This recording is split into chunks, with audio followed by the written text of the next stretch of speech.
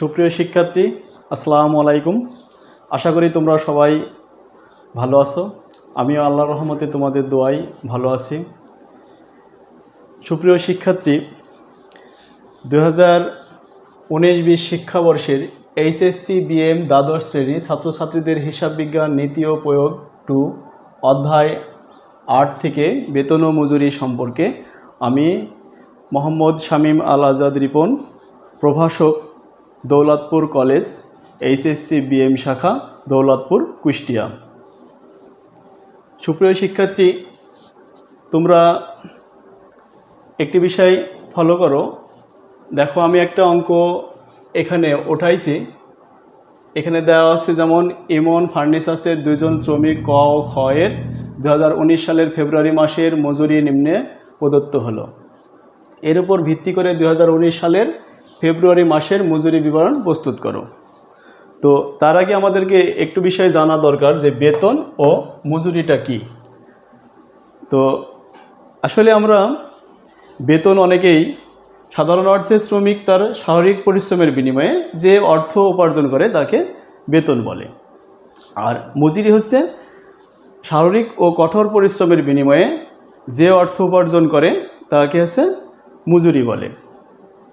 তো আমরা থিওরিক্যালের বিষয়ে যাচ্ছি না, একটু বিষয় খেয়াল করি। আমরা যে অঙ্কটা উঠাইছি সেই অঙ্কের আলোকে আমরা একটা অঙ্ক করে তোমাদেরকে দেখাবো।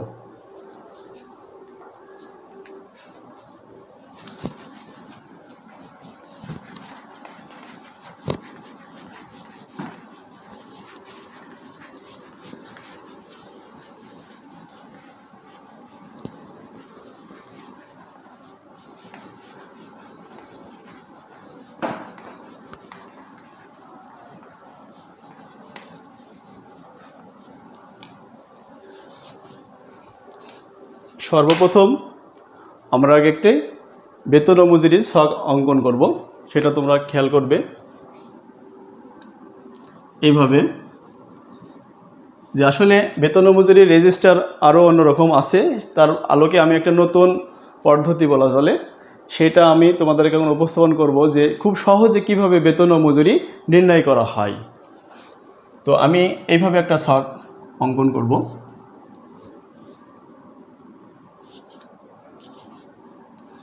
যতজন শ্রমিক থাকবে, যেমন এখানে শ্রমিক আছে কতজন, 2 জন শ্রমিক আছে, ক ও খ, তার জন্য আমরা একটা ঘর বেশি টানব।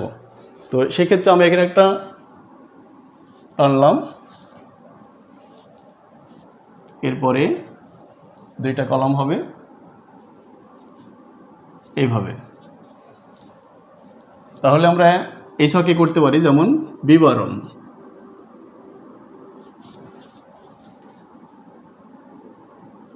শ্রমিকের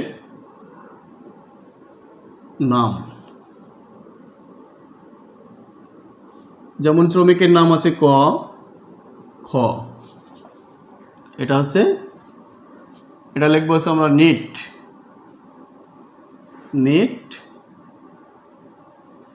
মজুরি। তার আগে খেয়াল করি সুপ্রিয় শিক্ষার্থী, ইমন ফার্নিচারের 2 জন শ্রমিক, তাহলে আমরা আগে লিখব এখানে ইমন ফার্নিচার্স এর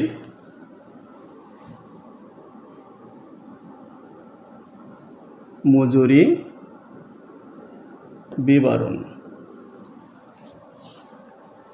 এটা সাল কত আছে, 2019 সালের ফেব্রুয়ারি মাসের জন্য। তাহলে আমরা লিখবো হচ্ছে 2019 সালের ফেব্রুয়ারি মাসের জন্য। সুপ্রিয় শিক্ষার্থী, এই হলো আমাদের ছক। আসলে আমাদের এই অঙ্কটা চাইছে আমাদের কি মজুরি বিবরণ, তাই আমরা লিখলাম কি মজুরি বিবরণ। যদি বেতন মজুরি চাই, যদি বেতন চাই তাহলে বেতন মজুরি আমরা এখানে লিখব বেতন বিবরণ লিখব। এটা যেহেতু মজুরি বিবরণ চাইছে তাই মজুরি বিবরণ দিলাম।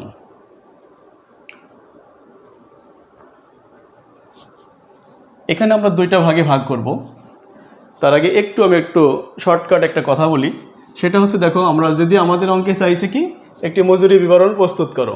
তো মজুরি বিবরণে সর্বপ্রথম আমাদের নিট মজুরি বাইর করতে হলে কী করতে হয়, যেমন নিট মজুরি সমান সমান মোট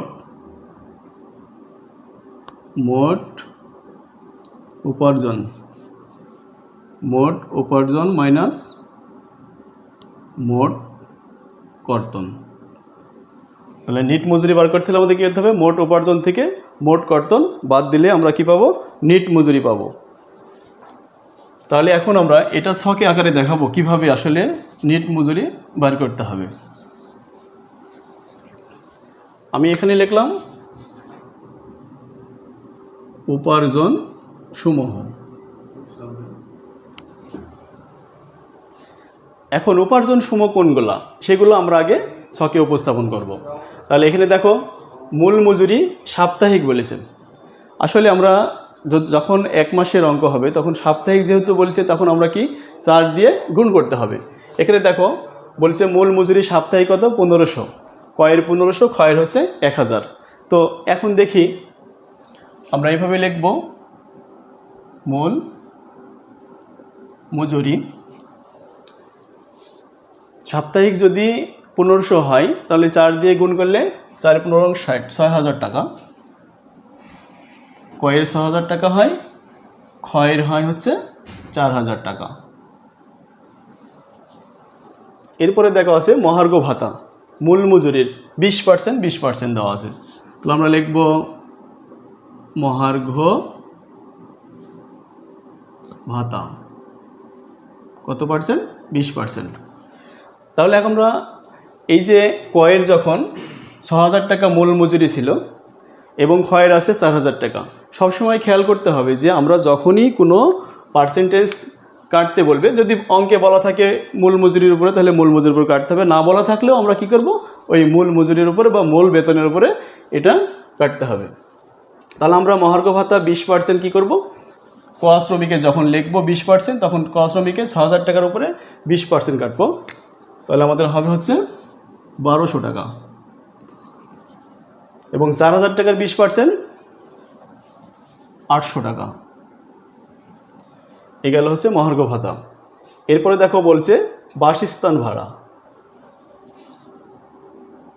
বাসস্থান ভাড়া মূল মজুরি কত পার্সেন্ট বলেছে, 40%। তাহলে আমরা এখানে লিখব 40%। 40% করলে 424, 2400, 416, 1600 টাকা। সুপ্রিয় শিক্ষার্থী, একটি বিষয় খেয়াল করব, আমরা সবসময় কিন্তু যখন এখানে বলা আছে অবশ্যই মূল মজুরির উপরে 40% কাটা আছে, তাই আমরা দেখো যখন শ্রমিকের ক কাটছি তখন 6000 টাকা পরে আমরা কী করলাম, 40% কাটলাম। যখন ক্ষয়ের টাকা কাটছি তখন 4000 টাকা পরে কী করলাম, 40% কাটলাম। তাহলে কেটে দেখা যাচ্ছে কত, কয়ের হলো 2400 টাকা, ক্ষয়ের হচ্ছে 1600 টাকা। এখন উৎসব বোনাস কত বলছে, মূল মজুরির 50%। তো আমরা মূল মজুরির 50% কাটলে আমরা লিখবো এভাবে, তার আগে ওভারটাইম আছে, ওভারটাইম সরাসরি টাকা দেওয়া থাকলে আর পার্সেন্টেজ কাটা লাগবে না, যেখানে দেওয়া আছে 400 এখানে দেওয়া আছে 500 টাকা। তাহলে আমরা এখন কি করব, এখানে কয়ের দেবো হচ্ছে 400 টাকা, ক্ষয়ের দেবো হচ্ছে 500 টাকা। যেহেতু সরাসরি টাকা দেওয়া আছে সেক্ষেত্রে আমরা সরাসরি টাকা অ্যামাউন্ট বসাই দিলাম। এরপরে দেখো আছে বলছে উৎসব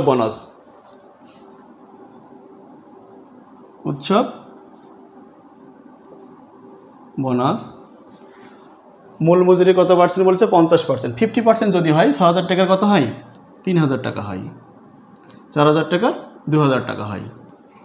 এই হলো আমাদের মূল মজুরির উৎসব বোনাস। সুপ্রিয় শিক্ষার্থী, তাহলে আমরা একটা বিষয় খেয়াল করব, আমরা শুধু কিন্তু পার্সেন্টেজ থাকলে আমরা যখন শ্রমিক কয়ের কাটবো তখন এই মূল মজুরি 6000 টাকা, এর উপরে পার্সেন্টেজ কাটতে হবে। ক্ষয়ের যখন কাটবো তখন এই 4000 টাকার উপরে পার্সেন্টেজ কাটতে হবে। এরপরে দেখো হচ্ছে নিরাপত্তা বীমা তহবিল, এগুলা কি, এগুলো হচ্ছে কর্তন। যেমন শ্রমিক কল্যাণ তহবিল, এলা কর্তন, প্রভিডেন্ট তহবিল কর্তন, অগ্রিম মজুরি কর্তন। তাহলে আমরা উপার্জন সময়গুলো পেয়ে গেছি। এগুলো হচ্ছে মোট উপার্জন। আমরা এখন যোগ করলে এগুলো আমরা কী পাবো? মোট উপার্জন পাবো। তো আমি একটা শর্টকাট কথা বলে থাকি, সেটা হচ্ছে যে সকল উপার্জন যেমন কোনগুলো হয়, ভাতা, হ্যাঁ, তারপরে বোনাস, এ ধরনের আইটেমগুলো হচ্ছে উপার্জন সমূহ হয়। এবং কর্তনগুলো কোনগুলা? যদি তহবিল বা কর্তন নির্দিষ্টভাবে উল্লেখ থাকে সেগুলোই হচ্ছে কর্তন। যেমন এখানে দেওয়া আছে, বোঝা যাচ্ছে আসলে নিরাপত্তা বীমা তহবিল, শ্রমিক কল্যাণ তহবিলে কর্তন, প্রভিডেন্ট ফান্ডে কর্তন, অগ্রিম মজুরি কর্তন। আসলে অগ্রিম যখন আমরা মজুরি নিই বা বেতন নিই তখন আমাদের কি হয়? মূল মজুরির থেকে কর্তন করা হয়। তাহলে আমরা এখন এটা যোগ করব। তাহলে আমি একটা বিষয় করতে পারি, এখানে ক লিখতে পারি। ক সমান সমানটা আমরা লিখব মোট উপার্জন।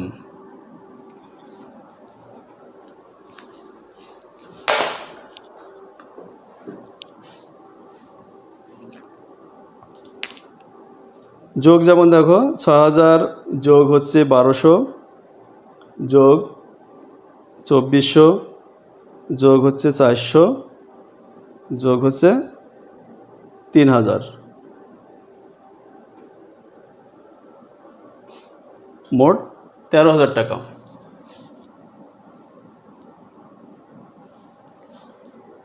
চার হাজার যোগ হচ্ছে ৮০০ যোগ হচ্ছে ১৬০০ যোগ হচ্ছে ৫০০ যোগ হচ্ছে ২০০০। তো যোগ করলে কত হবে? ৮,৯০০ টাকা।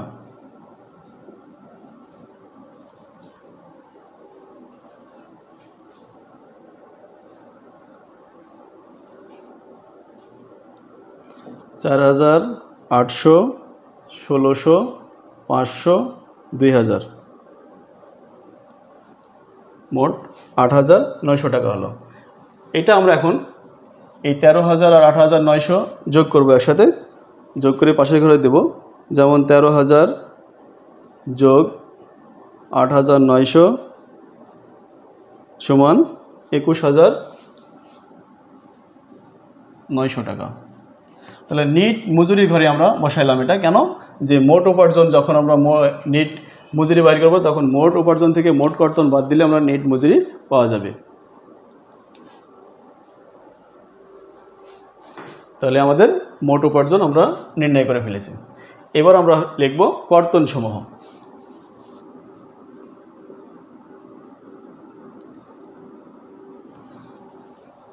কর্তন সমূহ কোনগুলো দেখো? নিরাপত্তা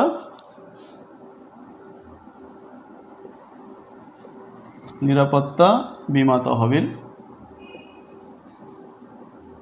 নিরাপত্তা বীমা তহবিল। নিরাপত্তা বীমা তহবিল এখানে 1% বলেছে। ৬০০০-এর 1% হচ্ছে ৬০ টাকা, ৪০ টাকা। 1% আমরা উল্লেখ করে দেখাই দিই। এরপরে বলল শ্রমিক কল্যাণ তহবিলে কর্তন 10%। শ্রমিক কল্যাণ তহবিল 10%।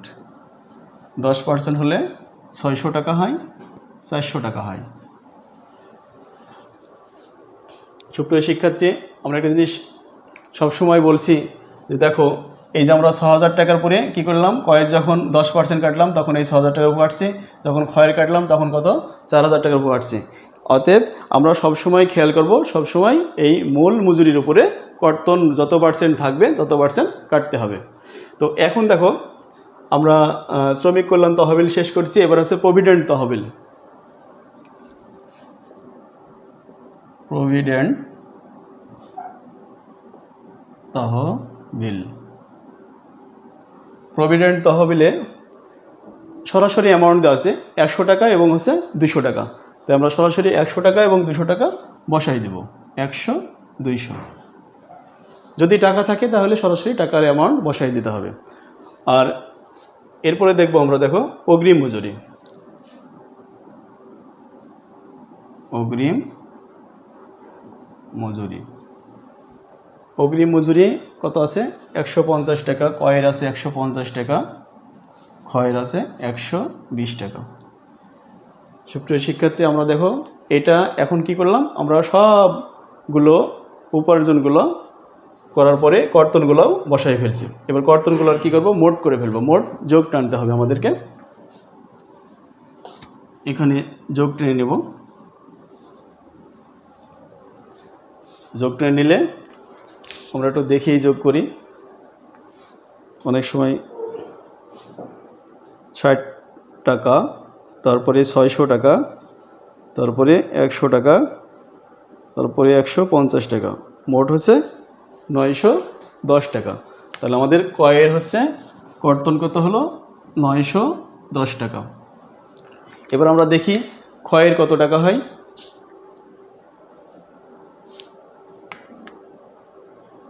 ক্ষয়ের যেমন আছে 40 টাকা, 400 টাকা, 200 টাকা, 120 টাকা, মোট 760 টাকা।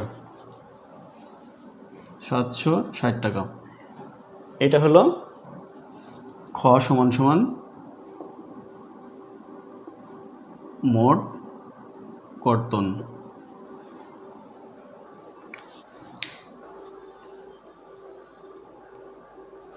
সাতশো 910, 1670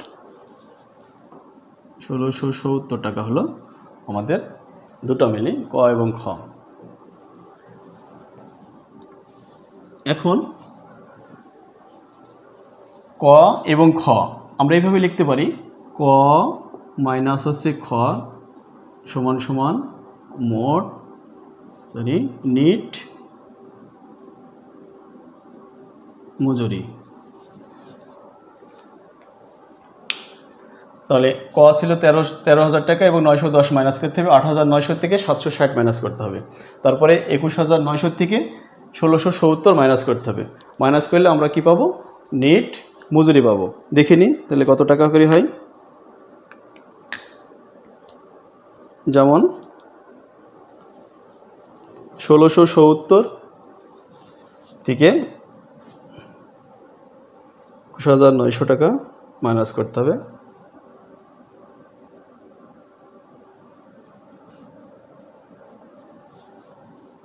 $20,230 টাকা।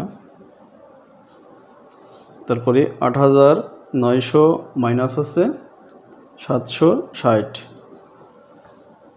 8,140 টাকা।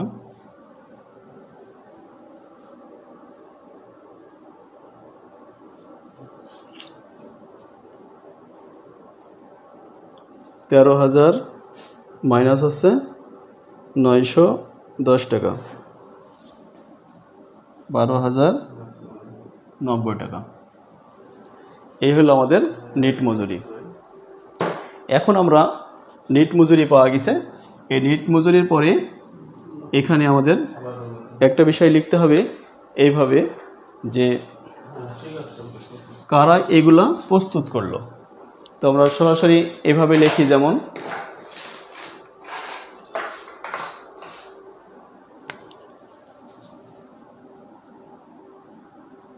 প্রস্তুতকারক,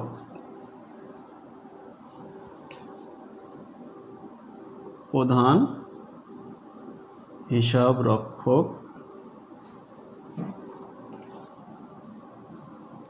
ব্যবস্থাপক, তারপরে ক্যাশিয়ার।